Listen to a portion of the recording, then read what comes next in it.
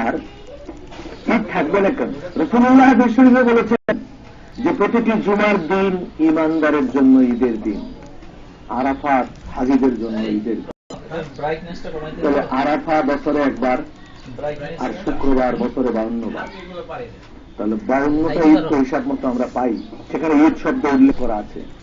ঈদ শব্দ ওনারা খুঁজে পান না, এই কথাটা কি মিথ্যে নয়? ওনারা লেখাপড়া করেছেন না? করেছেন, জানেন না? কথা বললে ভুল হবে। তো ওনারা এভাবে বলতেন না, জানেন বিধায় তো বলছেন। তো ঈদ কোথায় খুঁজে পাওয়া গেল না? বুখারী শরীফের সহিহ হাদিসে রয়েছে রাসূলুল্লাহ জুমার দিনকে ঈদের দিন বলেছেন। তাহলে 52টা জুমা, 52টা ঈদ। আরাফার ঈদের দিন, সেটা একটা ঈদ, 53 হলো। আর 2 ঈদ, 54, 55, 55টা ঈদ হিসাবের ঈদ।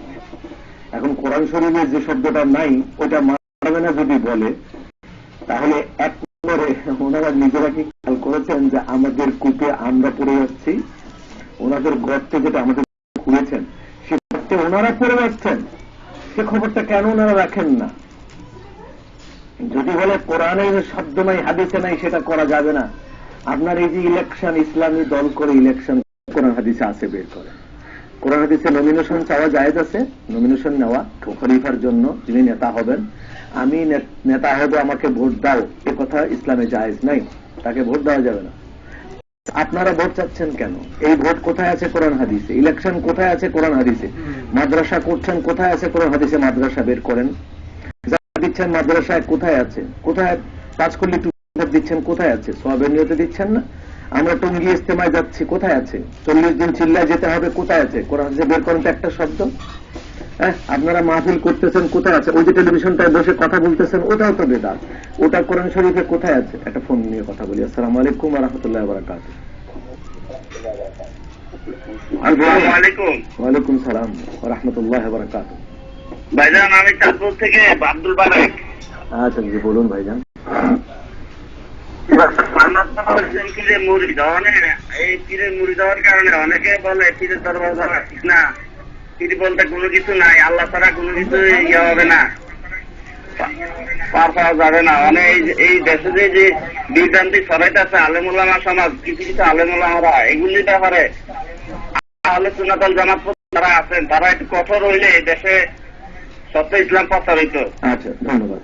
আসলে শব্দটা হচ্ছে এরকম, ইন্নাকা লা তাহদি মান আহবাবতা। আল্লাহ তার হাবিবকে বলেছেন আপনি যাকে চাইবেন সেই যে হেদায়েত হবে, এমন কথা। আমি যাকে হেদায়েত করব তিনি হেদায়েত হবেন। আর তাছাড়া হেদায়েত হিন্দু, কাফের, মুশরিক, বেঈমান, ইহুদি, নাসারা, তাদের জন্য হেদায়েত, তাদের জন্য হেদায়েতের দরজা খোলা আছে পজিটিভলি। তারা যে কোনো সময় এসে কলমা পড়তে পারে। কিন্তু এক ব্যক্তির জন্য হেদায়েতের দরজা বন্ধ, যে গুস্তাখে রাসূল, যারা জেনে শুনে রাসূলুল্লাহকে ছোটখাটো করতে চায় এবং জেনে শুনে হুজুর সাল্লাল্লাহু আলাইহি ওয়াসাল্লামের আদব রক্ষা করে না, তারা কিন্তু অভিশপ্ত, তাদের জন্য হেদায়েত বন্ধ, এরা হেদায়েত পাবে না। এদের প্রতি আল্লাহ তাআলা আসলেই খুব ক্ষিপ্ত। তো এবার আপনি যে বলছেন পীর বলতে কিছু নাই, কোরআন শরীফে পীর থাকবে কেন? এটা আরেকটা মূর্খতা। কোরআন শরীফ পীর শব্দ হলো ফার্সি, কোরআন শরীফ হলো আরবি, তো ওখানে পীর শব্দ থাকবে কেন?